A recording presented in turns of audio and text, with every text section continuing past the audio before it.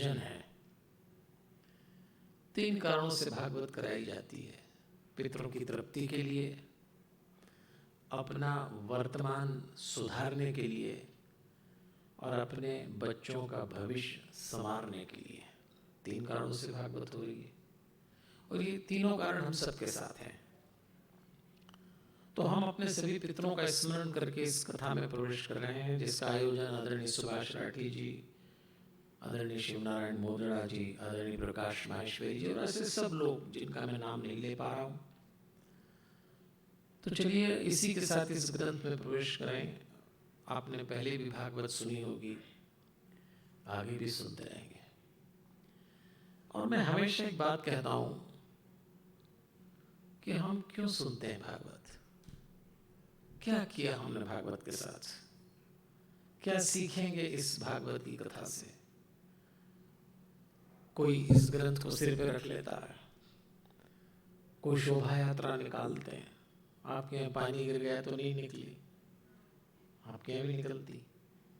फिर कलश हाथ रख लेते हैं। हम जब बड़ी संस्थाओं के कार्यक्रम में जाते हैं तो वहाँ तो इतनी लंबी कलश यात्रा निकलती है। एक बार एक बहुत बड़े नगर में मैं कथा करता था, तो हमारे पीछे पड़ गए कि आप भी चलिए जुलूस में। एक रथ में हमको भी बैठा लिया। हमको तो बहुत शर्म आती है, बैठ गए हम भी। और हमने देखा 2000 माताएं बहनें कलश लिए चल रही। 2000 एक ही ड्रेस कोड में। हमने कहा ये तो कथा सफल हो गई। कलश यात्रा में ही 2000 है तो कथा में तो आनंद आ जाएगा। कलश यात्रा समाप्त हो गई। 1 घंटे बाद हमारी कथा शुरू हुई तो हॉल में 200 ही लोग। हमने आयोजकों से पूछा वो सब कहाँ गई? बोले वो तो गई। हमने कहा कहाँ गई? बोले किराए पे आई थी, किराए पे गई। तब हमें पता लगा किराए पे तो शोभा यात्रा और कलश यात्रा के लिए लोग मिलने लग गए इस देश में, और बाकायदा ड्रेस कोड उनको दिया जाता है और वो चले जाते हैं। किसी को नहीं मालूम कि कलश सिर पे क्यों रखा, भागवत सिर पे सुन क्यों रहे, यही नहीं मालूम है। क्यों सुन रहे हैं? कोई कह रहा पाप कट जाएंगे, कोई कह रहा मोक्ष मिल जाएगा। मिल जाएगा? अरे जनाब, हम मनुष्यों की जिंदगी में 2 बीज ऐसे हैं जिनकी भ्रूण हत्या नहीं होती। एक पाप का बीज, दूसरा पुण्य का बीज। पाप बोएंगे पाप उगेगा, पुण्य बोएंगे पुण्य उगेगा। किसी पुण्य से कोई पाप नहीं कटने वाला और किसी पाप से कोई पुण्य कम नहीं होगा। तो भागवत का पाप पुण्य से तो कोई लेना देना ही नहीं है। अब अगला कई लोग आ जाते हैं कि मोक्ष मिल जाएगा। फिर इस कथा में क्या होता है कि जब हम नजर डालते हैं तो सारे सीनियर सिटीजन आ जाते हैं।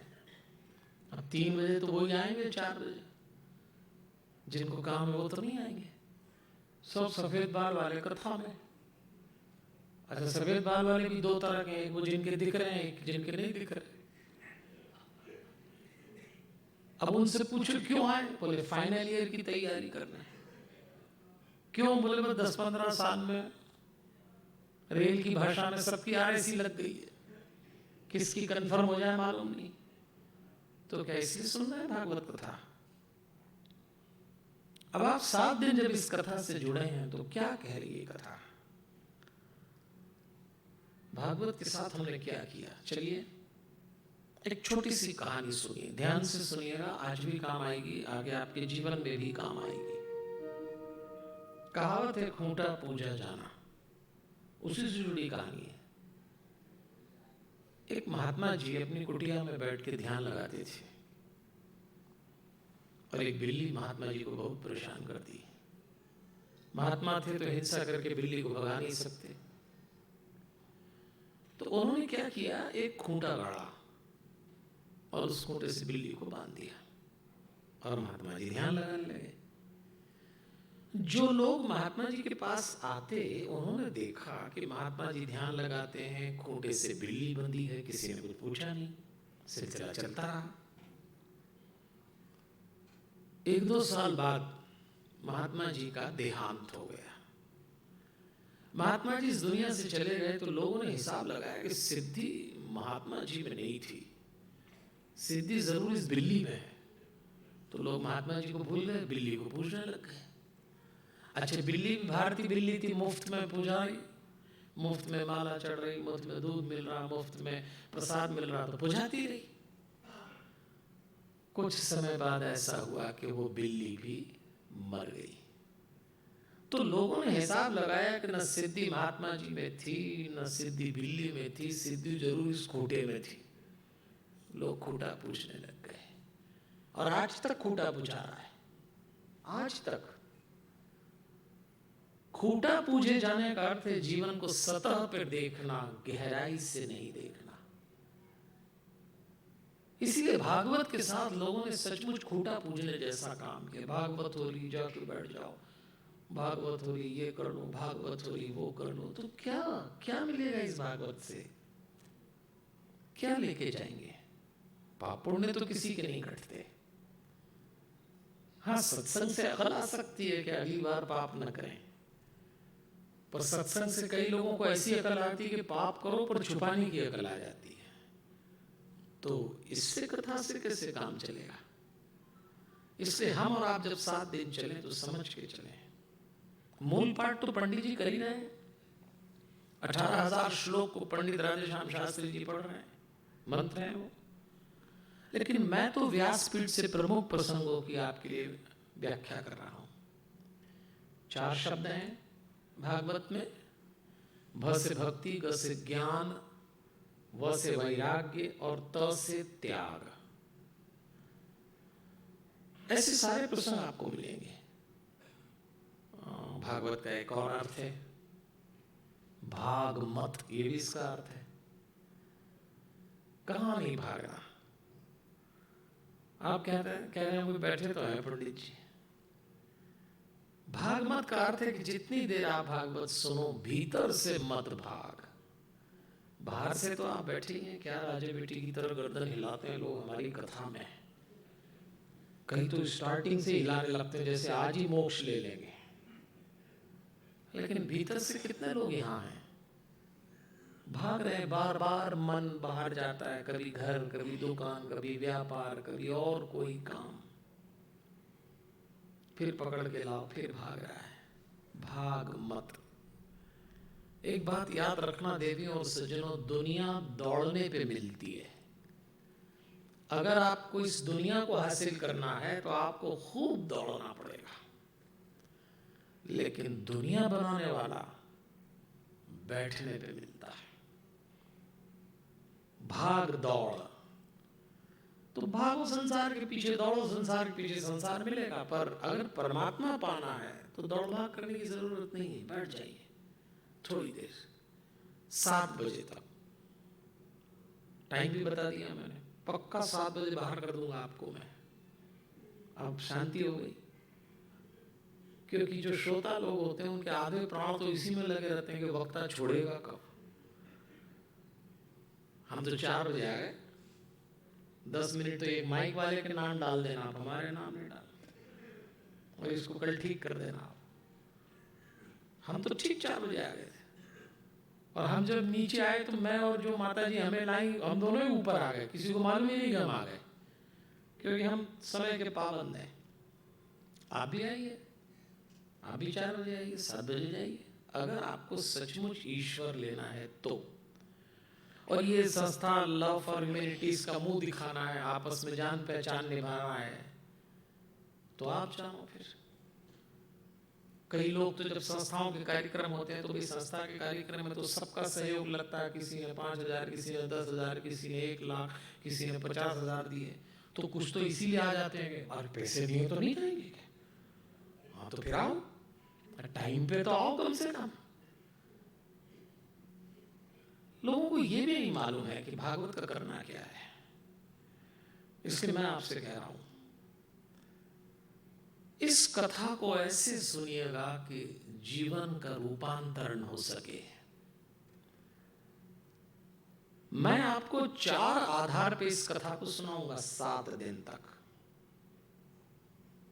हमारी चर्चा का पहला आधार होगा इस ग्रंथ में भगवान का स्वरूप है, और आपको चौथे दिन तक लगेगा कि सचमुच स्वरूप है। अगर ये ग्रंथ आपके घर भी है तो आपको धीरे धीरे अनुभूति होगी कि इसमें भगवान का स्वरूप है। हमारी चर्चा का दूसरा आधार, इस एक ग्रंथ में 4 ग्रंथ समाये हैं। ग्रंथ एक ही है पर 4 समाये हैं। महाभारत जीना सिखाती है, art of living. Ramayan, Hari Om, Mahabharat रहना सिखाती, आर्ट ऑफ लिविंग। गीता करना सिखाती, आर्ट ऑफ डूइंग। रामायण जीना सिखाती, आर्ट ऑफ बीइंग। और भागवत मरना सिखाती, आर्ट ऑफ डाइंग। मरना भी एक कला है, मरना भी। किसी ने ताली बजाई तो पूरी बजाओ। देखो, आज पहले दिन कुछ बातें क्लियर कर लें अपन। मैं आपसे इतनी देर से बोल रहा हूँ, जो भी करना है ईमानदारी से करना, तो ताली भी ईमानदारी से ही बजाओगे। बजाइए जरा ठीक ठाक। कोई बात अच्छी लगी, एक ने बजाई और डर के मारे उसने भी बंद कर दी। अगर सचमुच देवता बैठाए 7 दिन के लिए अनुष्ठान किया तो जोरदार ताली एक बार भगवान के दरबार में बजाइए।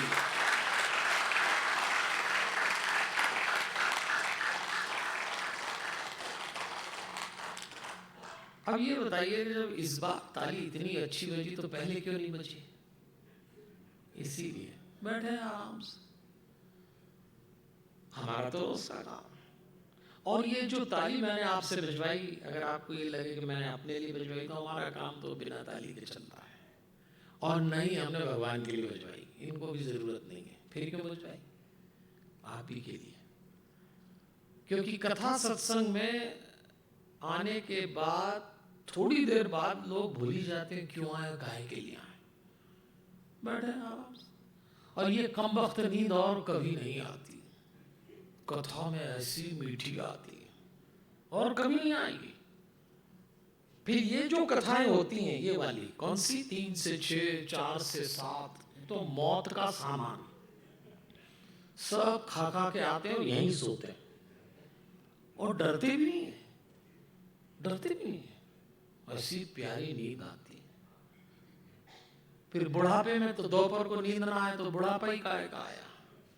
सब सीनियर सिटीजन बैठे, कई तो बिल्कुल रजाई गादी समेत ही आते हो, ऐसा लगता है। अरे कथा में तो मत सो भाई। देखो, हम कथा करते तो जैसे आप लोग बैठे हैं, एक बार मैं कहीं भागवत की कथा करता था तो सामने ही सामने उस कस्बे में जिसमें हम कथा कर रहे थे, उसके नगर सेठ आके बैठ गए। 85 साल के थे नगर सेठ, आके बैठ गए। हमने कथा शुरू करी, दादा ने सुनना शुरू किया। अब नगर सेठ सोए तो उठाए कौन? चंदा ज्यादा दिया होगा। हम परेशान हो गए। चौथे दिन हम उतरे, हमने उनसे कहा, दादाजी आप हमारी कथा के समय क्यों सोते हैं? 3 से 6 कथा थी। इतना प्यारा उत्तर दिया उन्होंने कहा, पंडित जी अपने वक्तव्य में संशोधन कर दीजिए। मैं आपकी कथा के समय नहीं सो रहा, आप मेरे सोने के समय कथा बांच रहे हो। अब बजाइए ताली। तो आप में से कईयों का यही टाइम चल रहा होगा। तो उन्होंने सोचा घर बैठे नहीं बैठे। हम तो कई बुजुर्गों से पूछते हैं कि आप कथा में क्यों आए? बोले घर बैठे तो यही बैठे हैं। उनके घर वालों से पूछो, जवान बच्चों से, कि आप अपने माता पिता को, और बोले हमें तो इतनी अच्छी लगती कथा। एक बार 1-2 बुजुर्ग महिलाएं रोज कथा में आती, हम बोलती आप, हाँ बोले हमारी बहू तो काश छोड़ जाती। हमने कहा आपकी बहू तो बड़ी जोरदार है। हमने एक बार बहू से पूछ लिया 5वें दिन, हमने कहा आप बड़ी तन्मयता, आपको कैसी लगती कथा? बोले पंडित जी मुझे तो इतनी अच्छी लगती कथाएं, इतनी अच्छी लगती। हमें लगा नई पीढ़ी की बहू आज कथा को इतना अच्छा बता रही है, देखो आप। तो मैंने पूछा आपको कथा में क्या अच्छा लगता है? तो बोले सबसे अच्छा लगता है कि मेरी सास 3 घंटे के लिए चली जाती घर से। ताली बजा लो, डर क्यों हो रहे हो? कथा को कथा की तरह तो लीजिए कम से कम। यहां हम क्या लेने आए? इसलिए 7 दिन की बात है, मैं आपसे कह रहा था 4 आधार पे हम कथा सुनेंगे। हमारा पहला आधार भगवान का स्वरूप है, दूसरा इसमें 4 ग्रंथों का सार है। महाभारत रहना सिखाती, गीता करना सिखाती है, रामायण जीना सिखाती, भागवत मरना सिखाती, आर्ट ऑफ डाइंग। सबको मरना है, कोई नहीं बचेगा, एक दिन हम सब जाएंगे। हमारी कथा का तीसरा आधार, इसमें जीवन के 4 व्यवहार हैं। व्यवसायिक जीवन में परिश्रम रखिए, सामाजिक जीवन में पारदर्शिता रखिए, परिवार के जीवन में प्रेम रखिए और निजी जीवन में पवित्रता रखिए। ये 4 बातें आप कई प्रसंगों में देखेंगे, कई प्रसंगों में। और हमारी चर्चा का जो चौथा आधार है, 7 दिन में दाम्पत्य जीवन के 7 सूत्र इस कथा में मिलेंगे। हम सब घर गृहस्थी लेके बैठे हैं, ये गृहस्थी का ग्रंथ है। 7 दिन के 7 सूत्र। पहले दिन का सूत्र संयम, दूसरे दिन संतुष्टि, तीसरे दिन संतान, चौथे दिन संवेदनशीलता, 5वें दिन संकल्प, 6वें दिन सक्षम होना और 7वें दिन समर्पण। ये सब गृहस्थी के सूत्र हैं। आज जो प्रसंग आएंगे उसमें गृहस्थी में संयम का क्या अर्थ है ये देखेंगे। तो इस 4 आधार पर देवियों और सज्जनों हम ये कथा सुन रहे हैं। ब्रह्मा जी ने अपने ज्ञान को इतना विस्तार दिया और सौंप दिया अपने मानस पुत्र नारद जी को। नारद जी ने उस समूचे ज्ञान को सौंप दिया व्यास जी को, जिन्हें श्री कृष्ण द्वैपायन व्यास कहते हैं। इसको व्यासपीठ उन्हीं के नाम से कहते हैं। उनके जन्मदिन को व्यास जी को अभी गुरु पूर्णिमा मनाई, वो व्यास जी का तिथि है। वो संसार के सबसे बड़े पहले गुरु। क्यों? क्योंकि जो ज्ञान नारद जी से व्यास जी को मिला, तो व्यास जी बहुत अच्छे संपादक थे, अंग्रेजी में कंपाइलर। किस विषय को कैसे प्रस्तुत करना, किस विषय को कैसे खंड खंड करना, कैसे प्रस्तुत करना, व्यास जी अद्भुत थे। तो नारद जी से प्राप्त ज्ञान को व्यास जी ने 4 भाग में बांटा, वेद बन गए। फिर व्यास जी को लगा कि वेद इतने सरल नहीं है कि प्रत्येक व्यक्ति उनका अध्ययन कर सके, तो उन्होंने 18 पुराण बनाए। उनमें से एक पुराण श्रीमद् भागवत महापुराण है, जिसको हम सुन रहे हैं। अगर आप चित्रकारी के बारे में जाने तो चित्रकारी में एक चित्रकारी कोलाज होती है। कोलाज का मतलब उसमें बहुत सारी चीजें एक साथ लगा दी जाती हैं। ये कोलाज है, इसमें आपको सब मिलेगा। इसमें देवी भागवत के प्रसंग, शिव पुराण के प्रसंग, रामायण के प्रसंग, क्या नहीं है इसमें। तो व्यास जी ने उस ज्ञान को हमारे लिए बांट के रखा। अब आइए, एक दिन एक घटना घटती है। हमको ये मालूम होना चाहिए कि व्यास जी ने भागवत पुराण क्यों लिखा। अगर ग्रंथ क्यों लिखा ये हमें नहीं मालूम, तो फिर सुनने का कोई मतलब नहीं है। तो मैं आपको एक कथा सुनाता हूं, जो वैसे तो बाद में आएगी। जब हम भागवत में आगे चलेंगे ना, तो पहले स्कंद के 4थे अध्याय में आएगी। तो मैं अभी सुना रहा हूं आपको, क्योंकि मुझे ऐसा लगता है वो कथा वहां की जगह यहां सुन लेना चाहिए। एक ही जगह मैं आपका विषयांतर करूंगा, वो भी इसलिए कि हम जान सकें कि जिस ग्रंथ को हम सुन रहे हैं वो लिखा क्यों गया। महाभारत लिखने के बाद व्यास जी अपने आश्रम में बैठे हुए थे। व्यास जी ने महाभारत देख कर लिखी थी, समकालीन थे। 1 लाख श्लोक हैं महाभारत में, और ऐसा कहते हैं कि जो कुछ महाभारत में है वो सब दुनिया में है, और अगर महाभारत में नहीं है तो दुनिया में नहीं है। ऐसा ग्रंथ, इतना बड़ा सृजन, इतना बड़ा क्रिएशन, इतना बड़ा निर्माण करने के बाद व्यास जी अपने आश्रम में एक दिन बैठे, थोड़े उदास थे, परेशान थे, हताश थे, निराश थे, दुखी थे, चिंतित थे और काफी हद तक अवसाद में डूबे थे। अवसाद कहते हैं डिप्रेशन को, इतने परेशान। तो वहां से निकले नारद जी। और नारद जी ने व्यास जी को देखा तो पूछ लिया कि क्या बात है व्यास जी, आप बड़े उदास दिख रहे हैं, सब ठीक है? व्यास जी ने कहा यही बात तो मैं आपसे पूछना चाहता हूं। सृजन करने के बाद तो मनुष्य को शांति मिलती, प्रसन्नता मिलती है, लेकिन मैं महाभारत लिखने के बाद अशांत क्यों हो गया, परेशान क्यों हो गया, क्या हो गया ऐसा? तब नारद जी ने कहा व्यास जी आपके साथ ऐसा ही होना था। क्यों मेरे साथ ऐसा क्यों होना था? तो उन्होंने कहा आपके साथ ऐसा इसलिए होना था कि आपने जो ग्रंथ लिखा है उसके नायक पांडव है। अच्छा भाई मुंगड़ा साहब, ये या मतलब 4 बजे होना चाहिए यहाँ हमारी कथा में। हम प्रणाम करते हैं स्वरूप को, लेकिन सारे श्रोता पिछले 4 मिनट से गतिविधि देख रहे हैं वो, तो मैं आग्रह करूंगा व्यवस्थापकों से कि कल जब हम 4 बजे आए तो हमारे साथ झांकी लिया आए और माइक की व्यवस्था कल ठीक कर ली जाए। आज हम संतुष्ट नहीं हैं, लेकिन हमने फिर आपसे कहा कि जो कुछ भी हो व्यवस्थित हो। अब ये देखिए पिछले 5 मिनट से कोई श्रोता मुझे नहीं सुन रहा, सब लगातार देख रहे हैं क्या गतिविधि हो रही है, क्या गतिविधि हो रही है। ऐसा ना करें, हम बहुत अनुशासन प्रिय व्यक्ति हैं। आप बोलेंगे 1 घंटा सुनाएंगे, आप बोलेंगे 2 घंटा सुनाएंगे, आप बोलेंगे 3 घंटा, लेकिन हमारी कथा में 2 ही काम होते हैं, हम बोलते हैं लोग सुनते हैं। अब आप हमें देखो, देख लिया आपने क्या हो रहा था, सब देख रहे थे क्या हो रहा है, क्या हो रहा है, होता ही। हमने तो हमारे मोगरा जी से पहले ही कहा कि वो बोले झांकी होगी रोज, हमने कहा पहले कर लो, पहले बुला के बैठा लो देव स्वरूप को, लेकिन बीच में मत करिए, कथा का रस भंग होता है। ये भी होना चाहिए, मान्य स्वरूप को प्रणाम करता हूं मैं व्यासपीठ से स्वरूप को, लेकिन मर्यादा हर जगह होना चाहिए।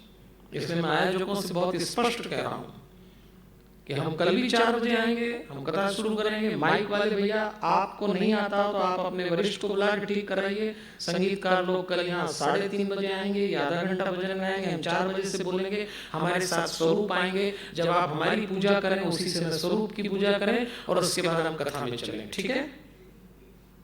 यही होना चाहिए, सीधी बात।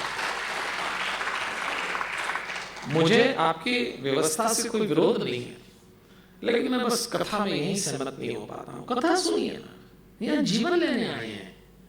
अब देखो ना आप, हम देख रहे थे कि कुछ गतिविधि चल रही तो समय देख रहे हैं। आप तो बहुत प्यारे लोग हो, देखो आप तो देख भी नहीं रहे थे, आप थोड़ी देख रहे थे, लेकिन आपके भीतर एक मन है वो किक मारता है। मैंने क्या कहा था, भाग मत। सब उस कोने में भाग रहे थे, सब, इसीलिए मैंने कहा था भाग मत। अरे कोने तक भाग गए आप, हम बोले जा रहे हैं, किसी को समझ नहीं आ रही। अब तो मुझे देखो, अब मुझे सुनिए, हो गया स्वरूप बैठे हैं, आप हमें सुनिए। सुभाष जी बैठिए, कहाँ जा रहे हैं? अरे मुंगला जी कहाँ जा रहे हैं?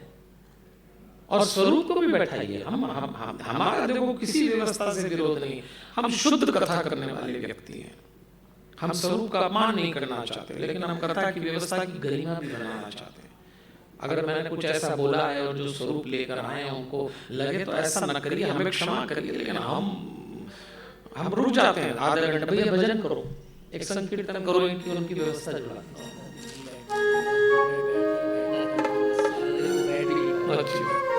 एक बार संकीर्तन करिए। मुकुंद माधव केशव बोल, केशव माधव हरि हरि मुकुंद माधव केशव बोल, केशव माधव हरि हरि बोल, केशव माधव हरि हरि बोल। व्यास जी ने जब नारद जी से पूछा कि मेरा मन इतना बड़ा सृजन क्रिएशन करने के बाद उदास क्यों है, तो नारद जी ने कहा व्यास जी आपके साथ ऐसा ही होना था। क्यों? तब नारद जी ने कहा कि जिस ग्रंथ की रचना आपने की है उसके नायक पांडव हैं, खलनायक कौरव हैं। उसके केंद्र में भाई से भाई के झगड़े हैं, षड्यंत्र है, आपस में की गई हिंसा है, रक्तपात है, छल कपट। जिस कथा के केंद्र में ये हो, उससे शांति कैसे मिल सकती है? अब आप कोई ऐसी रचना करिए जिसके केंद्र में परमात्मा हो, तब शांति मिलेगी। फिर व्यास जी ने भागवत की रचना की, क्योंकि भागवत के केंद्र में श्री कृष्ण है, भागवत के नायक भगवान कृष्ण है। तो शांति मिली व्यास जी को भागवत लिखने के बाद। तो यदि आप भागवत सुन रहे हैं तो इसका एक ही स्टैंडर्ड है, हम शांत होना चाहिए। अगर भागवत सुनने के बाद भी आप शांत नहीं हुए, तो फिर मेरे कहने का और आपका सुनने का मतलब क्या निकला? शांत तो होना ही पड़ेगा। और एक बात ये भी तय है हम सबके साथ कि हम जितने लोग इस हॉल में बैठे हैं, सब कहीं ना कहीं अशांत हैं। सब अलग अलग ढंग से हैं। अशांति आने के कितने मार्ग हैं ये तो आपको मालूम होगा। 5 मार्ग हैं। पहला मार्ग संसार मार्ग से अशांति आती, तो संसार बदल लेना, रायपुर छोड़ के दिल्ली चले जाना, दिल्ली छोड़ के अमेरिका चले जाना।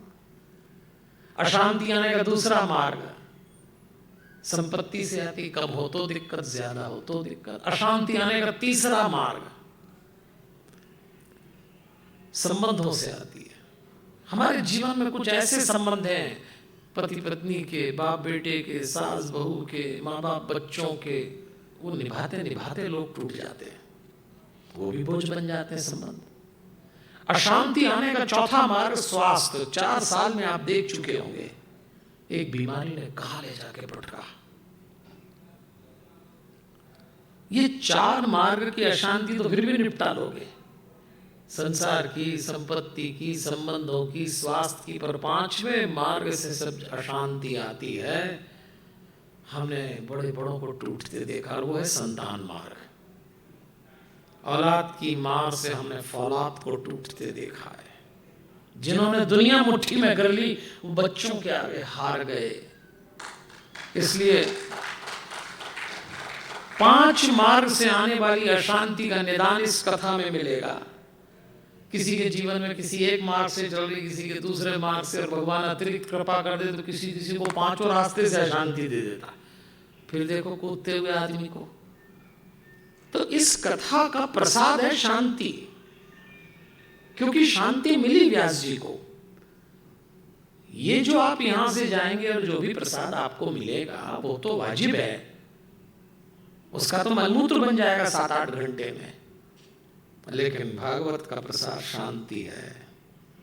तो इसलिए नारद जी ने व्यास जी को समझाया कि व्यास जी कोई ऐसी रचना करो जिसके केंद्र में परमात्मा हो। और एक बात हम भी समझें कि जीवन की जिस भी गतिविधि के केंद्र में परमात्मा है, परिणाम में शांति मिलेगी।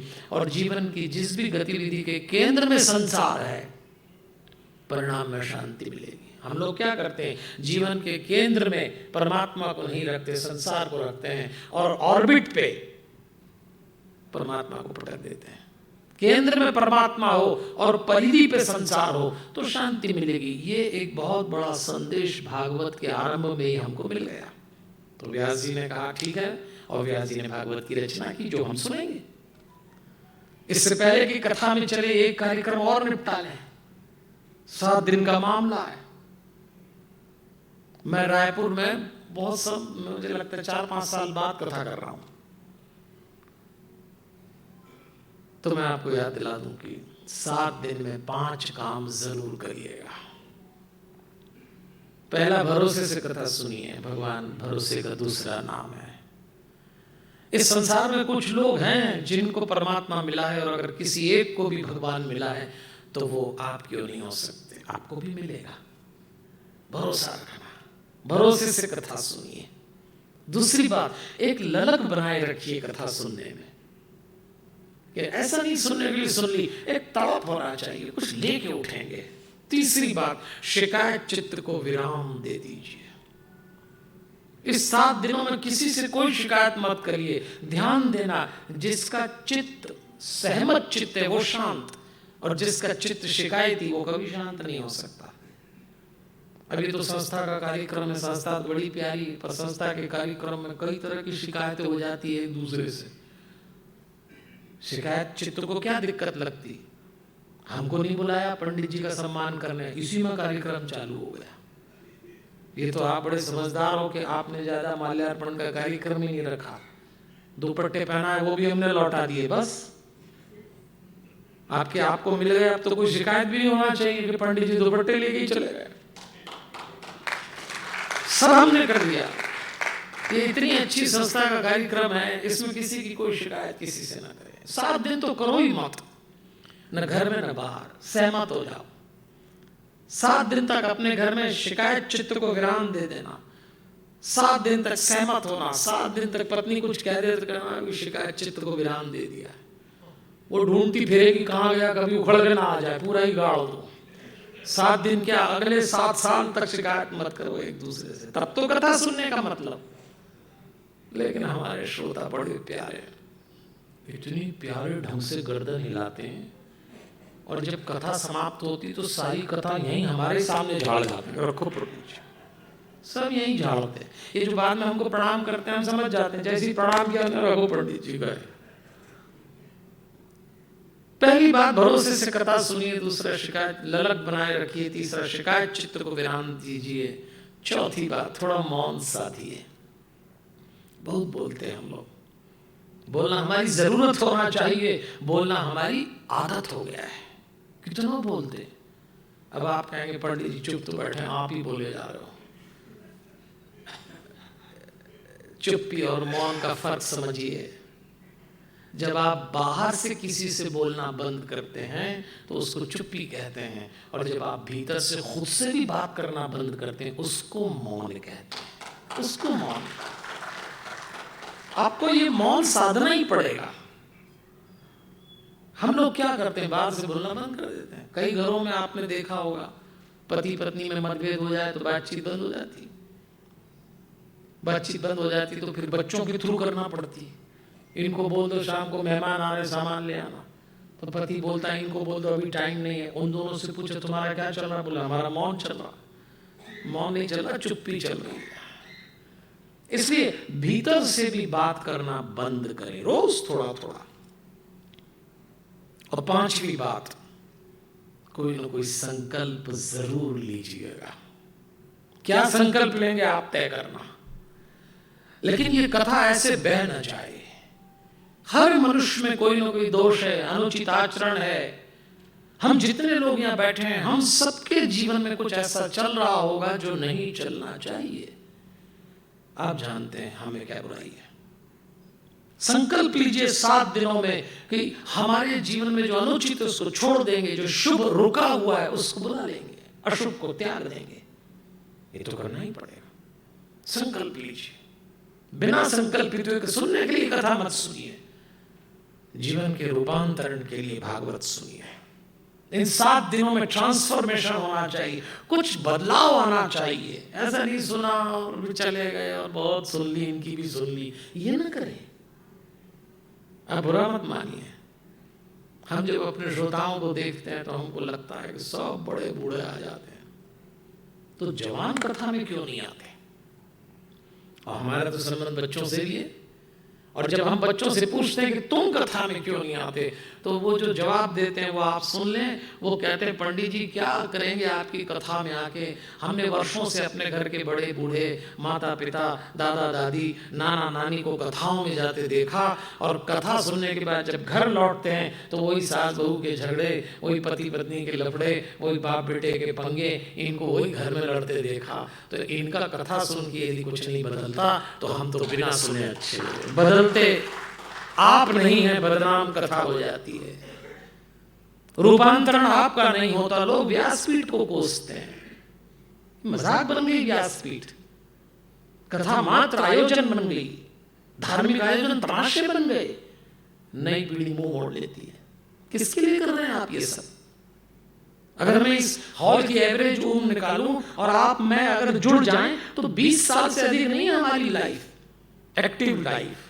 15 साल बाद हमारे घरों में जिस बच्चे को परिवार संभालना है, जिसको कारोबार संभालना है, जिसको समाज संभालना है, जिस बच्चे को, जिस युवा को राष्ट्र संभालना है, उसके लिए क्या कर रहे हैं आप? ये तो आपके साथ चली जाएगी कथा। ध्यान दीजिएगा, रूपांतरण आपका होगा। तो फिर बच्चे कहेंगे कि जब से ये लोग कथा से लौट के आए हैं कुछ अलग लगते हैं। तब उनको लगेगा कि हाँ कथा कुछ करती है। नहीं आते आप अपने बच्चों से घर जाके पूछना कि कथा में क्यों नहीं आते? वो कहेंगे तमाशेबाजी में हमारा कोई इंटरेस्ट नहीं, बहुत तमाशे देखे हमने। मैं किसी भी व्यासपीठ का, किसी आयोजन का अपमान नहीं कर रहा। मेरी चिंता आप हैं भी नहीं। मेरी चिंता आपके घर में आपके पीछे बैठी हुई युवा पीढ़ी है, जिसको 10 साल 15 साल बाद ये सब संभालना। आप और मेरा क्या है? बाहर हो जाएंगे 15 साल बाद, हम क्या छोड़ के जाएंगे? हम तो कई बार कहते हैं अगर ऐसा ही चला तो इस देश से 15 साल में कथाएं बंद हो जाएंगी। कराने वाले नहीं मिले। हमारे बच्चे कराएंगे क्या? ये तो बस ये जो लास्ट बैच है जो ये कथाएं कराना, ये सब उठे और खत्म खेल।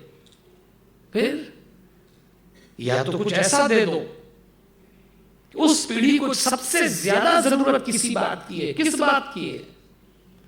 आपने तो भगवान इसलिए पूजे, हमने तो भगवान इसलिए माने कि हमने तो हमारे घर में साइकिल भी आई तो कहा परमात्मा ने दी है।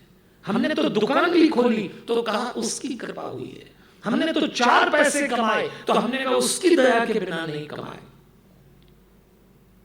लेकिन हमारे बच्चों को ये सब ऐसे ही मिल गया, तश्तरी में रख के मिल गया। उनको तो अंदाज भी नहीं है कि कभी दुकान, कभी व्यापार, कभी नौकरी, कभी कुछ करने के लिए एक गुजरती पीढ़ी ने क्या नहीं किया होगा। उन्होंने तो आंख खोली और सब मिल गया, तो उनको भगवान की जरूरत ही नहीं है। क्योंकि हमें थी तो हमने भगवान पूजा तो हमें ये सब मिला। लेकिन उनको जब बना बनाया मिल गया तो वो कहते हैं भगवान मिला है। कार मिल गई, गाड़ी मिल गई, कपड़े मिल गए, गहने मिल गए, फिर क्यों भगवान? हाँ, उनको जो एक चीज नहीं मिलेगी वो है शांति। 15 साल बाद इस देश में सबसे महंगा प्रोडक्ट और सबसे कठिनाई से मिलने वाला अगर कुछ है तो शांति नहीं मिलेगी। तो वो बच्चे कहेंगे वो आप नहीं दे पाए हमको, हम उसकी तलाश में हैं। और जिस दिन उनको पता लगेगा कि किसी कथा से, किसी ग्रंथ से, किसी परमात्मा के नाम लेने से शांति मिलती है, उस दिन वो कथा में आएंगे। वो आपका तमाशा देखने तो नहीं आएंगे। ये समझना। इसलिए हम इस कथा को 7 दिन, कितना सुंदर आयोजन और सब परिपक्व लोगों ने किया है। एक बार तो मैंने मुंद्रा जी को 15-20 दिन पहले फोन किया कि मुंद्रा जी इस कथा को निरस्त कर सकते हैं? तो मुंद्रा जी ने कहा बिल्कुल मत करिए, किसी हालत में मत करिए, आना ही पड़ेगा आपको। हमने बड़े सोच समझ के भविष्य निर्माण के साथ इस कथा को किया। आप सबका वंदन करता हूं मैं, आपने सुंदर ढंग से आयोजन किया है, सब परिपक्व लोग हैं, पर हमें ये सोचना पड़ेगा। तो अगर इस कथा का प्रसाद शांति है तो फिर उसी दृष्टि से हम इस कथा को हम सुनते हैं। आइए, ऐसी हमारे यहाँ ग्रंथों में परंपरा है कि जब किसी ग्रंथ का आरंभ होता है तो पहले उसके महात्म्य का आरंभ होता है। महात्म्य मतलब ये ग्रंथ क्यों महान है। भागवत आरंभ हो रहा है और इसके महात्म्य में सबसे पहले व्यास जी ने श्लोक लिखा, सच्चिदानंद रूपाय विश्वोत्पत्त्यादि हेतवे तापत्रय विनाशाय श्री कृष्णाय वयम नमः। भागवत आरंभ हो गई। पहला श्लोक सुनिए, सच्चिदानंद रूपाय। श्लोक का सीधा सा अर्थ तो यही है कि जो उत्पत्ति, स्थिति, विनाश का हेतु है, जो आध्यात्मिक, आदिदेविक, आदि भौतिक 3 ताप से मुक्त कराने वाले हैं, ऐसे भगवान श्री कृष्ण को मैं नमन करता हूं। ये इसका शब्द है। लेकिन विचार करने वाली बात है। पहला शब्द पकड़ो आप तो बस, सच्चिदानंद। ये भागवत का पहला शब्द है। सत, चित्त और आनंद, ये 3 भाग में बटा है। सत के 2 अर्थ होते हैं। एक अर्थ होता है सत्य, अंग्रेजी में ट्रुथ, और सत का एक अर्थ होता है एग्जिस्टेंस, अस्तित्व। परमात्मा सत्य भी है, परमात्मा सत्य भी है। चित्त, स्वयं प्रकाश, हमारे भीतर जो हमारा प्रकाश है वही चित्त है। और आनंद का मतलब न दुख न सुख, आनंद इन दोनों से ऊपर है। तो परमात्मा सत्य चित्त आनंद है। यानी हमारे भीतर जब हम भागवत सुने तो भागवत के ग्रंथकार ने पहला शब्द ये लिख दिया कि सुनने वाले को, कहने वाले को सत्य चित्त और आनंद में डूबना चाहिए। उदास होके, थक के, निराश होके, बेचैनी, तो सब सबके जीवन में बाहर उतार के आइए। मैं भूल गया, बड़ी क्षमा याचना के साथ कहूँगा, अगर किसी ने जूते चप्पल पहने हो तो पास में उतार के रख लो, भले हॉल में ले आए हो। कभी कभी ऑडिटोरियम के कार्यक्रम में पद त्राण यदि आप पहने हो तो साइड में उतार लो, कोई बात नहीं, और कल बाहर व्यवस्था कर लें। क्योंकि मैंने फिर आपसे कहा, एक कथा है, एक सामान्य आयोजन नहीं है। धीरे धीरे परमात्मा उतर आएगा यहाँ भी। 3-4 दिन में तो आप देखेंगे कि आपको अनुभूत होगा कि कुछ है जो आपको स्पर्श कर रहा है। इसलिए इतनी मर्यादा अपन रख लेते हैं। तो मैं आपसे कह रहा था, सत्य चित आनंद, हमारे भीतर आनंद जाग जाए, हमारे भीतर शांति जाग जाए। अच्छा, इसमें ग्रंथकार ने एक और बात बताई कि भागवत सुनते हुए तुमको कुछ नहीं छोड़ना, बस जितनी देर सुनो उतनी देर दुनिया छोड़ो, उतनी, ज्यादा नहीं। ऐसा नहीं कि दुनिया छोड़ो, भाई दुनिया अगर भगवान को छुड़वाना होती तो बनाते ही क्यों? आप बाहर जाके फिर अपनी दुनिया में चले जाना, लेकिन उतनी देर तो यहाँ सब छोड़ो। वैसे तो हमारे ग्रंथकार ने कहा, क्या छोड़ेगा आदमी, कुछ छूटता है क्या? अरे पान छूटने का, तंबाकू छूटने का, पानी छूटने का, 3 बार उठ के जाना पड़े वो छूटने का, इधर उधर देखना छूटने का, झपकियां नींद आ रही वो छूट नहीं रही, क्या छोड़ेगा आदमी? भगवान को तो सब मालूम है। तो ग्रंथकार ने कहा कोई छूटेगा इनसे? तो उन्होंने कहा कुछ नहीं छोड़ना, बस इतनी देर 3 घंटे शांति से सुन लो, कुछ नहीं छोड़ना। और देवियों सज्जनों, सच तो यह है कि ये दुनिया नहीं छूटती, ये दुनिया नहीं छूटती। तो बिल्कुल हम बावले हो गए दुनिया के लिए। अच्छा, हमको गलत फहमी है कि दुनिया हमारे लिए, दुनिया हमारे लिए। एक बार एक मोहल्ले में कथा हो रही थी, तो पंडित जी कथा सुना रहे। 7 दिन की कथा भागवत की जैसे अपनी चल रही है। 6वें दिन पंडित जी ने घोषणा की कि कल कथा की पूर्णा होती है, तो कल स्वर्ग से एक विमान आएगा और आप में से जिसको स्वर्ग जाना है वो उनको ले जाएगा। तो जिसको स्वर्ग जाना है वो हाथ उठा दे। कथा तो स्वर्ग के लिए ही सुनते हैं सब। पंडित जी ने देखा किसी ने हाथ नहीं उठाया। अरे पंडित जी ने कहा कि 6 दिन से ऐसी बढ़िया कथा सुन रहे, स्वर्ग के लिए सुन रहे, अब कल विमान आएगा तो हाथ उठाओ, किस किस को जाना है? किसी ने हाथ नहीं उठाया। पंडित जी समझदार थे, उन्होंने सूचना में संशोधन कर दिया और उन्होंने कहा ऐसा है कि कल स्वर्ग से विमान आएगा, जिसको जाना है वो हाथ उठाए, उसमें बैठ जाए, 4-5 दिन स्वर्ग में घुमाएगा, वापस छोड़ देगा। सबने हाथ उठा दिया। सबने कहा ये पैकेज टूर ठीक है, परमानेंट कौन स्वर्ग जाएगा, घूम फिर के आ जाएंगे 3-4 दिन में। सबने हाथ उठा दिए। तभी पंडित जी चौंक गए। एक बूढ़ी माई ने हाथ नहीं उठाया। पंडित जी ने कहा माई तुमने हाथ नहीं उठाया, तुम्हारे मोहल्ले के सभी लोगों ने हाथ उठा लिया, सब स्वर्ग जाना चाहते हैं, तुम ही तुम्हारे मोहल्ले के नरक में जाना चाहती हो, तुम नहीं जाना चाहती। तब उस बुढ़िया ने कहा पंडित जी आप तो मेरे मोहल्ले के सब लोगों को ले जाओ, तो फिर मेरे मोहल्ले में वैसे ही स्वर्ग हो जाएगा। सब आपको निपटाने की तैयारी में। आपको क्या लग रहा है कोई आपके लिए जी रहा है? सब अपने अपने लिए जीते हैं। कभी कभी तो आपका इस्तेमाल कर लिया जाता है। ये तो भाई युग ऐसा है। किसको? बच्चों को लगता है माँ बाप हमारा इस्तेमाल कर रहे हैं, माँ बाप को लगता है बच्चे कर रहे हैं, पत्नी को लगता है पति कर रहा है, पति को लगता है पत्नी कर रही है। कैसा जीवन हो गया है, इसके विचार करिए। जितनी देर कथा सुने, 1 घंटा 2 घंटा 3 घंटा, हम तो नियम से सुनाएंगे, हम तो 3 घंटे से सुनाएंगे भी नहीं आपको। 7 बजे हम और आप मुक्त हो जाएंगे।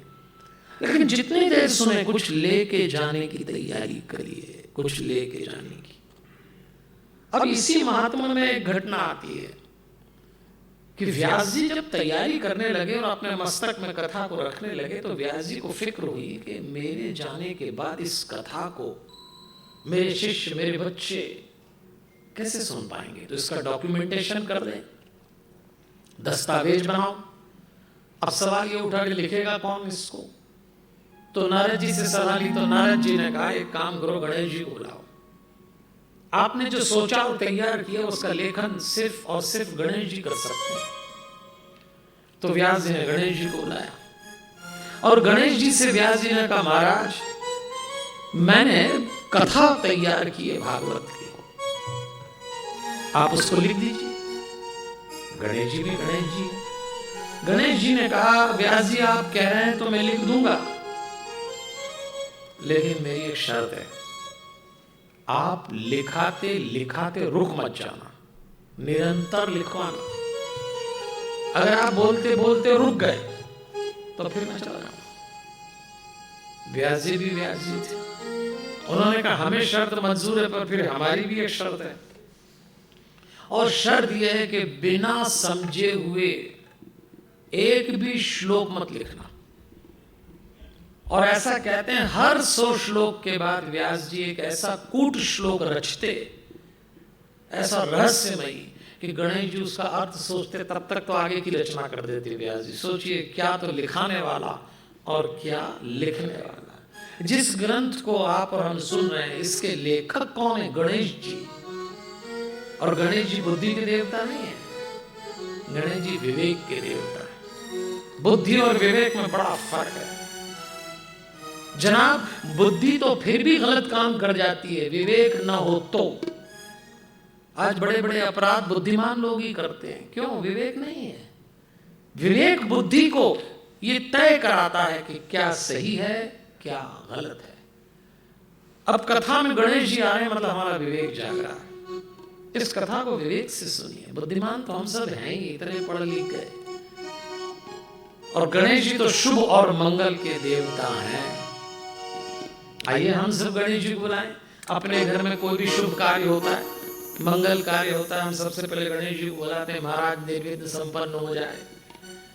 इस कथा का भी जब मूल पाठ का आयोजन किया है, हमारे विप्र जी बैठे हुए हैं, डॉक्टर साहब, ये सब लोग क्या करते हैं? मंगलाचरण इसीलिए करते हैं गणेश जी महाराज सब कुछ निर्विघ्न संपन्न हो जाए, अच्छे से हो जाए, और गणेश जी करा भी देते हैं। तो आइए इस कथा में गणेश जी आए तो हम भी बुला लें गणेश जी को। चलिए अपन सब गणेश जी को आमंत्रित करते हैं। आइए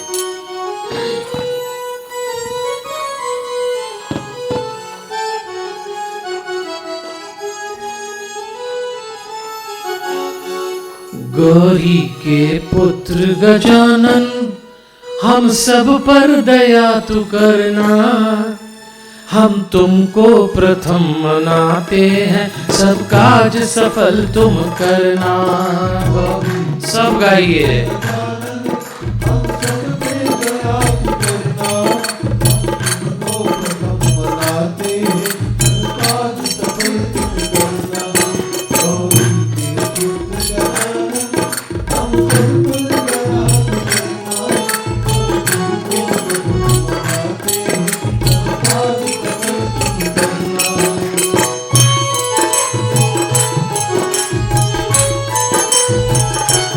देवियों सज्जनों, गणेश जी कथा में आ गए।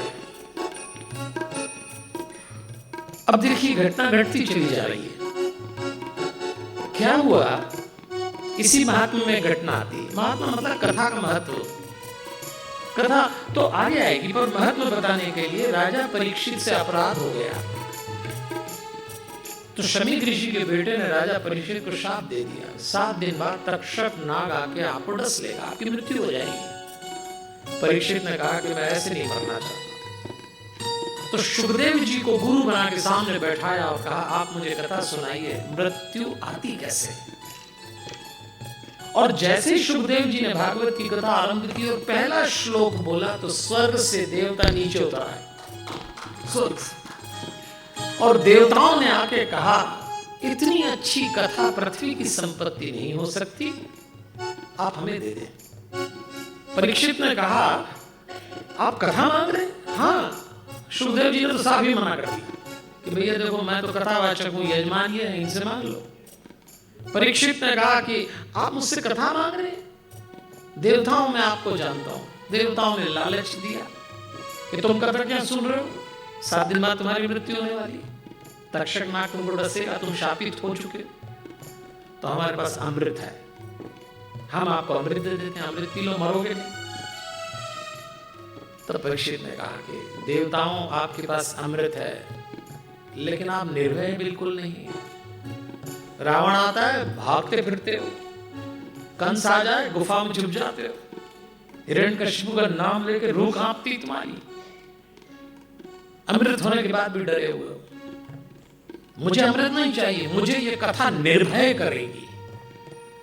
मैं जानना चाहता हूं इस कथा से कि निर्भय होकर कैसे मरा जाता है।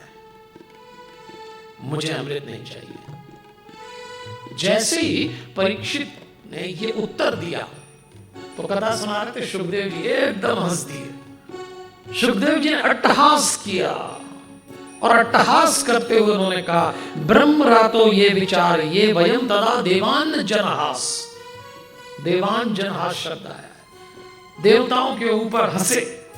देखो आप, भागवत का वक्ता भागवत के आरंभ में हंस दिया और उसने एक बात बताई कि भागवत कहते हुए, भागवत सुनते हुए उदास नहीं रहना चाहिए। मैंने कहा इसमें लिखा है देवान जनहास, इसका हिंदी में अर्थ जानते क्या है? जरा मुस्कुराइए, इसका यही अर्थ है। इसको संस्कृत में लिखा है। उन्होंने कहा है सुबह हो के शाम हो, अपनों से मिले के गैरों से मिले, घर में हो के बाहर हो, जरा मुस्कुराइए। तो आप ही से कह रहा हूं, आप सब तो ऐसे बैठे इस फोटो में लग गए हो। अभी तो टाइम है, अभी तो टाइम है अपनी फ्रेम में। भैया क्या दिक्कत क्या है? किसी को जल्दी हो तो भी कुछ नहीं होगा, फ्रेम में तो सभी लगेंगे, आप फिक्र मत करो। हम तो प्रणाम करके ही आते हैं पितरों को जो लगे, तो एक दिन अपने को भी जाना है। अर्पण जब तक हो तब तक तो जरा मुस्कुराइए। सचमुच कुछ तो ऐसे सुन रहे हैं जैसे अपने अपने तेरवे में बैठे हो। इतना सीरियस भी कोई कथा सुनता? अरे भगवान के भक्त की क्या पहचान? हाथ से ताली, होठ से मुस्कान, दोनों काम एक साथ। गणेश जी कथा में आते ही इसीलिए हैं कि तुम रिद्धि सिद्धि के दाता हो, तुम मंगलमय सुख देते हो। देखो सुख भी 2 तरह का होता है, एक मंगलमय एक अमंगलमय। हमारे डॉक्टर साहब बैठे हैं, बढ़िया गद्देदार गद्दे पे सो तो सुख मिला, लेकिन स्पॉन्डिलाइटिस हो गया तो मंगलमय नहीं रहा। ऐसा हो गया ना? पर गणेश जी सुख भी मंगलमय देते हैं। हमारे जीवन में कई सुख है पर मंगलमय नहीं है। कई सुख है, किसी को बेटे का सुख, किसी को बेटी का सुख, पर मंगलमय नहीं होता बाद में।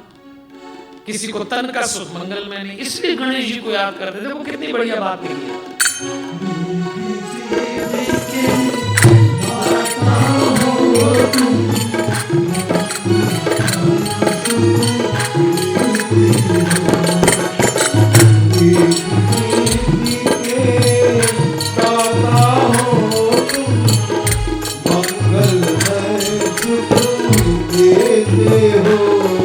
भक्तों के संकट हर लो, जीवन खुशियों से भर दो। भक्तों के संकट हर लो, जीवन खुशियों से भर दो। हम तुमको प्रथम मनाते हैं, सब काज सफल तुम कर दो।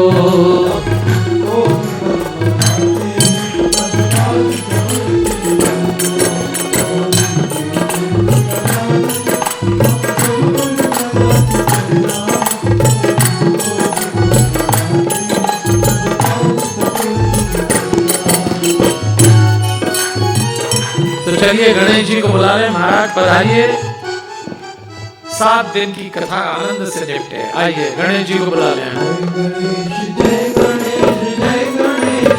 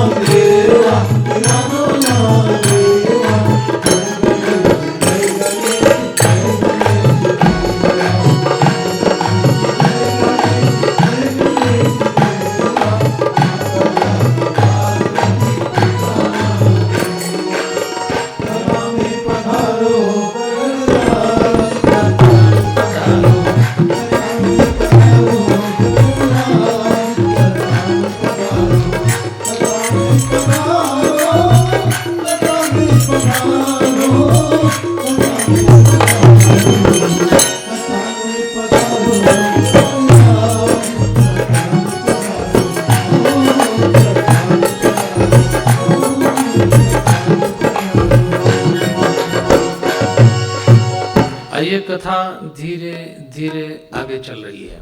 अभी हम महात्मा सुन रहे हैं, फिर इसमें कथा आती है कैसे नारद जी और भक्ति की देवी की बातचीत हुई। मैं तो संक्षेप में सुनाऊंगा, समय की सीमा है। आत्मदेव नाम के ब्राह्मण के घर संतान नहीं होती थी, जंगल गए, एक महात्मा जी मिले। आत्मदेव ने कहा कि महात्माओं की कृपा से कभी कभी घर में संतानें हो जाती हैं, आप मेरे ऊपर कृपा कर दीजिए, मेरी वृद्धावस्था आ गई है। महात्मा जी ने कहा कि आत्मदेव, मैं आपका मस्तक पढ़ रहा हूं, आपके जीवन में संतान सुख नहीं है। महात्मा जी ने कहा संतान होना और संतान सुख होना दो अलग अलग बातें हैं। उसने कहा मुझे तो संतान चाहिए। एक फल दे दिया कि जाओ तुम्हारी पत्नी को खिला देना। घर ला के अपनी पत्नी को दिया। पत्नी का नाम था धुंधुली, बहुत जिद्दी हठीली, मेरी बात मानी जाए, जो मैं कह दूं वो सही। इन्होंने दिए फल। उसने सोचा कि यदि मैं फल खाऊंगी, गर्भवती हो गई तो मेरे साथ कई दिक्कतें होंगी, मेरा पेट बड़ा हो जाएगा, मैं व्यवसाय नहीं कर पाऊंगी, डाकू आएंगे तो भाग नहीं पाऊंगी, सुखदेव अपनी माँ के घर में मैं अधिक समय रहे तो मैं मुसीबत में आ जाऊंगी, और कभी गर्भ टेढ़ा हुआ तो मर जाऊंगी। ऐसे नेगेटिव नेगेटिव विचार आए। कुछ लोगों की वृत्ति होती है कि उनके जीवन में कोई बात बताओ तो नकारात्मक सोच करते हैं। तो धुंधुली बड़ी नकारात्मक सोच की महिला थी, उल्टा उल्टा सोचने लगी, और अंत में उसने एक विचार तो बड़ा गजब का दिया। छठवीं बात सोचती है कि मैं यदि गर्भवती हुई तो मेरे पति की बहन यानी मेरी ननंद मेरी सेवा में आएगी। भाभी गर्भवती होती तो कभी कभी ननंद सेवा में आती। तो सोचती है कि ननंद सेवा में आई तो मेरा सारा कीमती सामान अगर बटोर के ले गई तो फिर क्या करूंगी। अब देखो ननंद का टेंशन हो गया उसको। तब ग्रंथकार ने एक श्लोक लिखा। ये तो गृहस्थी का ग्रंथ है, तो क्या लिखा? मंदायाम मई सर्वस्वम न नांदा सहरे तदा, ऐसा लिखा है। इसमें शब्द आए न नांदा, ननंद के लिए न नांदा लिखा है भागवत में। आप उसका अर्थ समझते हैं ना? न नांदा यानी आनंद को न कर दे। जो भाभी के आनंद को न कर दे उसका नाम ननंद है। अब आपके जीवन में क्या घटा होगा। अच्छा, मजेदार बात ये, हर भाभी कभी ननंद है और हर ननंद भाभी। पर हमारे घरों में कुछ पोस्ट बड़ी निराली होती, उसमें जो बैठ जाए उसका मगज ही उड़ जाता। 30-40 साल पहले हमारे परिवारों में एक बहुत बढ़िया पोस्ट थी सासू जी नाम की। इसमें जो बैठी वही अलग ही हो जाती थी, पहचान में ही नहीं आती थी। अब आजकल वैसी कोई पराक्रमी सासू नहीं रही, आप तो सब ठीक ठाक ही हो गई हैं। अब तो पहले तो सासू नाम से ही करंट लगता था। पहले तो लोग कहते थे सासू तो मिट्टी की भी बुरी है। पहले की सासू होती भी बहुत कड़क थी। फिर क्या हुआ, सासू जी तो गुजर गई और जो बहुएं थी वो खुद सासू बन गई, तो उनको अकल आ गई।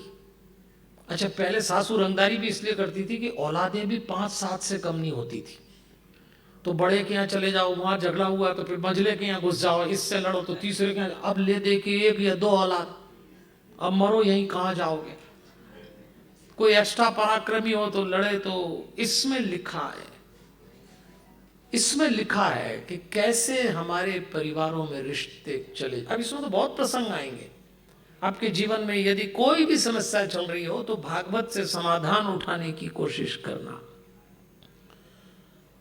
आत्मदेव के यहां धुंधुली ने वो फल अपनी बहन को दे दिया। बहन से कहा कि तू खा ले। बोले मैं तो पहले ही गर्भवती हूं। तो फल फेंक दिया गाय के सामने, अपना गर्भ अपना शिशु बहन को दे दिया। अपने घर में जब अपने सदस्यों से छल किया जाता है, झूठ बोला जाता है, तो फिर ऐसा होता है। आखिर वो बच्चा जब बड़ा हुआ, धुंधुकारी नाम, माँ को मारता, पिता से अपशब्द कहता, पिता जंगल चल गए, माँ कुएं में कूद गई। वैश्याओं को घर ले आया, वैश्याओं ने उसकी हत्या कर दी, अतृप्त रह गया। वो जो फल गाय ने खाया उससे पुरुष आकृति का एक भक्त पैदा हुआ, गोकर्ण, और उस गोकर्ण ने अपने इस भाई धुंधुकारी को कथा सुनाई। इसलिए भागवत में एक शब्द आया है, एक बांस में 7 गठान में धुंधुकारी एक एक से मुक्त होता गया। कथा सुनने से मुक्ति हो जाती है, ये तो तय है। पर किससे मुक्ति? जो मर गया उसकी तो मुक्ति हो गई, पर जिंदा लोगों की कैसे मुक्ति होगी? कई लोग डर जाते हैं भागवत सुनने से मुक्ति हो जाएगी, तो कई सोचते हैं 7 दिन बाद गए। मेरी गारंटी आप में से कोई 7 दिन के बीच में नहीं टपकेगा। हम लिख 8वें दिन क्या हुआ मेरी मालूम, लेकिन 7वें दिन ऐसा नहीं है। मुक्ति किस बात से? दुर्गुणों से। मुक्ति किस बात से? मोक्ष किस बात से? अशांति से, बेचैनी से। इससे मुक्ति मिलेगी। इसलिए भागवत में लिखा है, फिर लिखा भागवत की सप्ताह विधि बताई कि इस कथा को करने की विधियां हैं कि सबसे पहले सबसे सहयोग लिया जाए, फिर इसमें धन लगाया जाए, फिर माह तय करें, फिर आमंत्रण पत्र छपाएं, फिर जो यजमान है उनकी शुद्धि की जाए, फिर कोई ना कोई संकल्प लेके कथा में बैठें, चिंता मुक्त होकर कथा में बैठें, समय का पालन करें। एक भी शब्द में मन से नहीं बोल रहा, इसमें लिखा है समय का। इसीलिए हम कहते हैं 4 बजे आओ 7 बजे जाओ, लेकिन लोग नहीं आते। लोग बहुत प्यारे हैं। डॉक्टर का अपॉइंटमेंट होगा ना तो टाइम पे जाएंगे, फ्लाइट पकड़ना होगी टाइम पे जाएंगे, ट्रेन लेना है टाइम पे जाएंगे, कथा में चले जाएंगे। क्या जल्दी है? भगवान क्या है, फुर्सत क्या है तुम्हारे लिए? टाइम पे आइए। कथा के पहले शब्द से भगवान उतरता है और आखिरी मंगलाचरण तक आपके साथ है। लोग नहीं आते।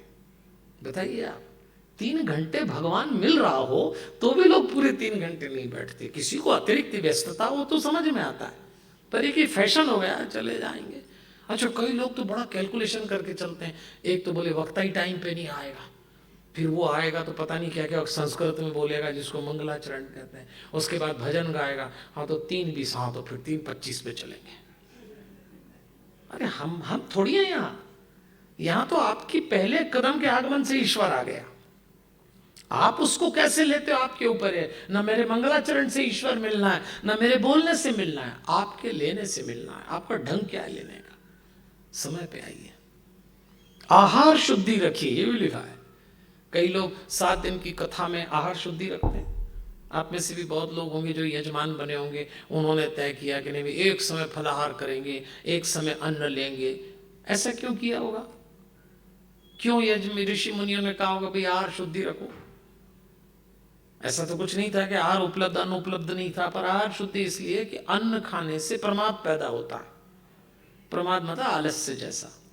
तो अब आप खा पी के आओगे यहाँ तो सोओगे, पक्का सोओगे, आप कुछ भी कर लो आप।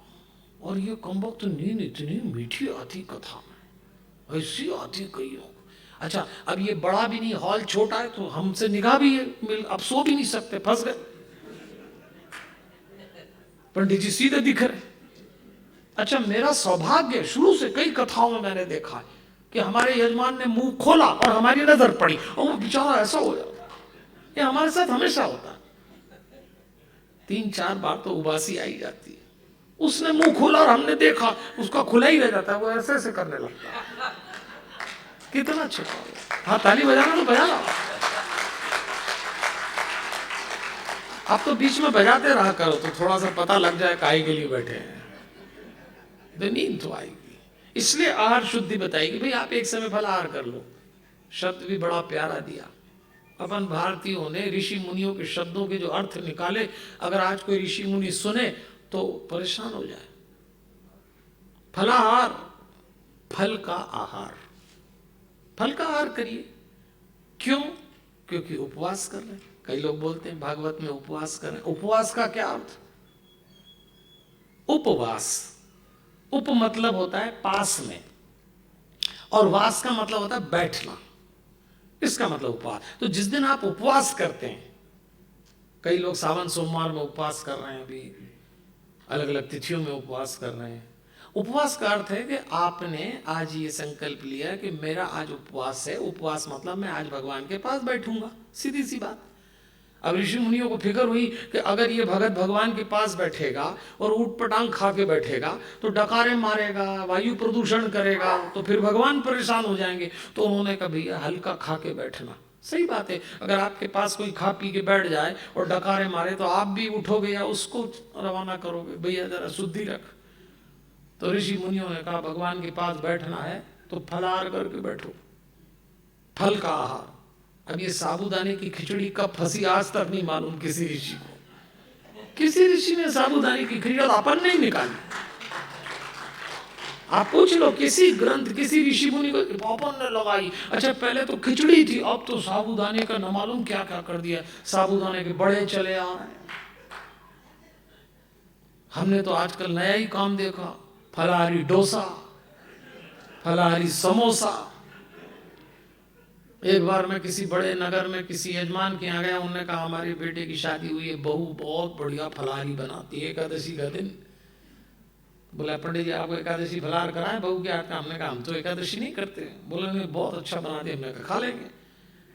बोले ऐसा बढ़िया फलाहार बनाती है। हमने कहा देखे भाई नई उम्र की लड़की फलाहार बना रही तो देखे क्या लाती है, तो फलाहारी बर्गर ले आई। अब बोलो आप, तो ये तो खा खा के पक्का सो गए, इससे अच्छा तो मूंग की दाल रोटी खा लो तो कम से कम ठिकाने से रहोगे। अच्छा कई लोग तो फलाहार करके हमको बोलते हैं कि पंडित जी आज कथा में क्या, हम पूछते क्या हुआ कथा में, पंडित जी आज गैस बन गई। हाँ तो फलाहारी खिचड़ी ज्यादा खाओगे तो गैस बनेगी। ऐसा ना करें। इसमें लिखा है तो बोल रहा हूं, आहार शुद्धि रखिए, संतुलित आहार। कल से आप लोग लंच लाइट बहुत हल्का खा के आना। आज तो देखा मैंने कई पराक्रमी, हम इधर शुरू वो उधर शुरू। आप क्या करें, पहला दिन है, कितनी जान लड़ाए, आई नहीं नींद, ऐसी जोर से आती है, ऐसी आती है। तो कल से थोड़ा सा मूंग की दाल रोटी खा के आ जाना, तो कम से कम सोओगे तो नहीं। और बहुत प्यारे लोग, डरते भी नहीं है। आप देखो आजकल तो परंपरा ही हो गई, कई घरों में ठाकुर जी हैं, सबके घर मंदिर है, तो ठाकुर जी कब उठते हैं किसी ने देखा? जब यजमान उठता। ठाकुर जी ने जिंदगी में नहीं सोचा होगा कि ऐसा दिन आएगा कि 8:30 बजे उठूंगा, क्योंकि यजमान उठा तो तुम उठे। एक घर में हम पिछले दिन ठहरे, उन्होंने श्वान पाल रखा उस घर में, श्वान मतलब कुत्ता। तो हम भी उठ गए, हम उठे तो हमने देखो सब अभी इनका हॉल, तो हमने कहा ठाकुर जी का तो मंदिर ही बंद है। तो हमने कहा हम घूम के आ गए, तब तक दरवाजा बंद, तो 7 बजे घूम के आ गए। हमने कहा भाई यजमान ठाकुर जी 7 बजे तक सो रहे, उनका तो पट ही नहीं खुला। यजमान हड़बड़ में उठे, बोले अभी खोलता हूँ पट। मैंने क्यों? बोले पहले इसको कुत्ते को घुमा दिलाऊं। अब बताओ, ठाकुर जी से पहले तो कुत्ता घूम रहा था, कुत्ता घूम घाम के आया तब ठाकुर जी उठे। अरे आप क्या कर रहे हैं, ये लोगों ने खिलवाड़ कर दिया है, कर्मकांड मजाक बन गया। समझो आप क्यों व्यवस्थाएं दी थी कि ठाकुर हमारे साथ उठे, क्यों? क्योंकि पंच तत्व सूर्योदय के साथ जब घर में आता है तो ईश्वर को सबसे अच्छा प्रसाद पंच तत्व का लगता है। 8:30 बजे तक सूरज उगाता है और आपका ठाकुर का पर्दा नहीं खुलता। क्यों? क्योंकि अपना ही नहीं खुला। अपना मुंह चादर से निकले तब ठाकुर जी तो बाहर निकले। तो ठीक है, जितना कर सकते हैं उतना करिए। कुछ लोग इतने कलाकार निकले, हमने कई लोगों से कहा कि भाई तुम पर्दा सुबह खोल दिया करो ठाकुर जी का टाइम पे। उन्होंने कहा आपसे प्रेरित होकर हमने रात को पर्दा बंद करना ही बंद कर दिया। अब ये नया कार्यक्रम, अरे हमने कहा हमने ये थोड़ी कहा था। और बोले आप पीछे पड़ गए कि 6 बजे उठा। 6 बजे कौन उठाया? तो हमने रात को 10 बजे बंद ही नहीं किया। ये तमाशा चल रहा है पूजा के नाम पे, तो आप कभी शांत हो भी नहीं सकते, समझिए इसको। इसलिए इसमें लिखा है आहार शुद्धि रखिए, ब्रह्मचर्य का पालन करिए, हवन करिए, दान करिए, वक्ता का मान करिए, सब लिखा। लिखने वाले ने तो लिख दिया ग्रंथ में, विवाहे यादृशम वित्तम तादृशम परिकल्पयेत। जैसे अपने घर में विवाह होता है, समारोह होता है, उसमें हम अपने धन लगाते हैं, ऐसे आयोजन, इतना आपने किया भी बहुत सुंदर आयोजन है, तो ऐसे ही आयोजन किया जाता है। फिर सुखदेव जी और व्यास जी की कथा आती है, कब किसने भागवत बोली, ये सब कथा आती है। और यहाँ आके ग्रंथकार ने महात्म्य का समापन कर दिया। बोलिए बाल कृष्ण भगवान की, भागवत भगवान की। 12 स्कंद 335 अध्याय 18,000 श्लोक का ये महान और विशाल ग्रंथ। अब हम पहले स्कंद में चल रहे हैं। देवियों और सज्जनों, जो पहला स्कंद आरंभ होता है तो इसमें मंगलाचरण होता है। व्यास जी की कथा आती है, 24 अवतारों की कथा बताई कि किस अवतार ने किस उद्देश्य से अवतार लिया।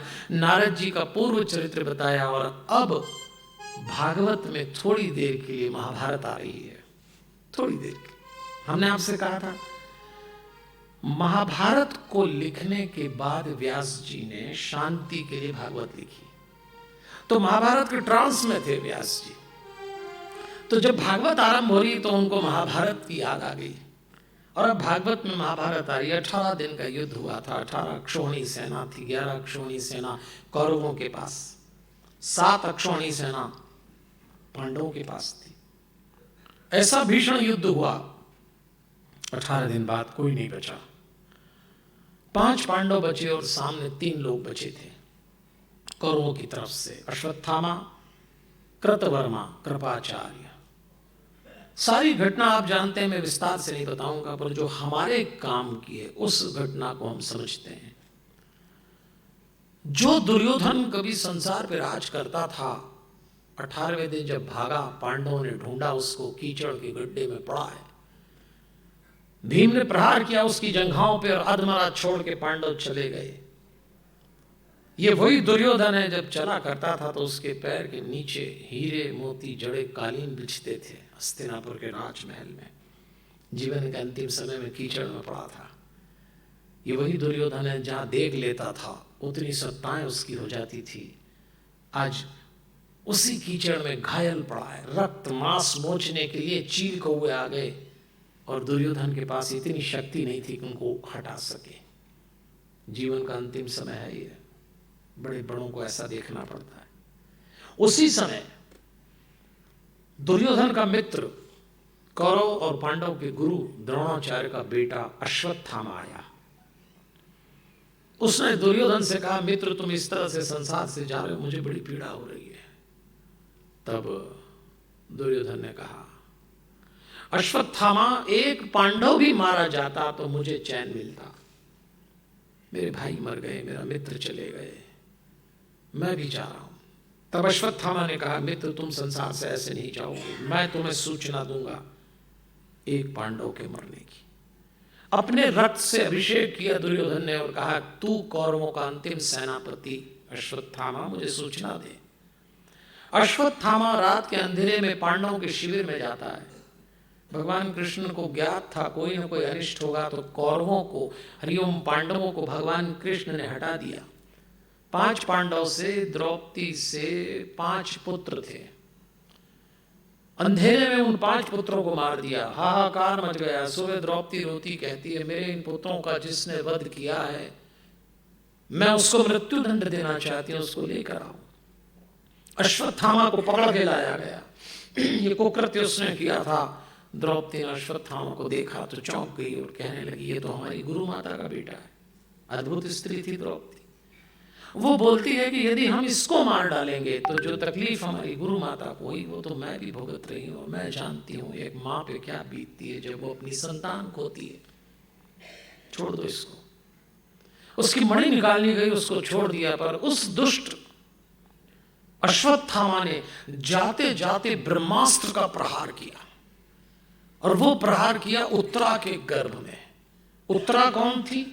उत्तरा अभिमन्यु, जो कि सुभद्रा और अर्जुन का पुत्र था, युद्ध में मारा गया था 13वें दिन।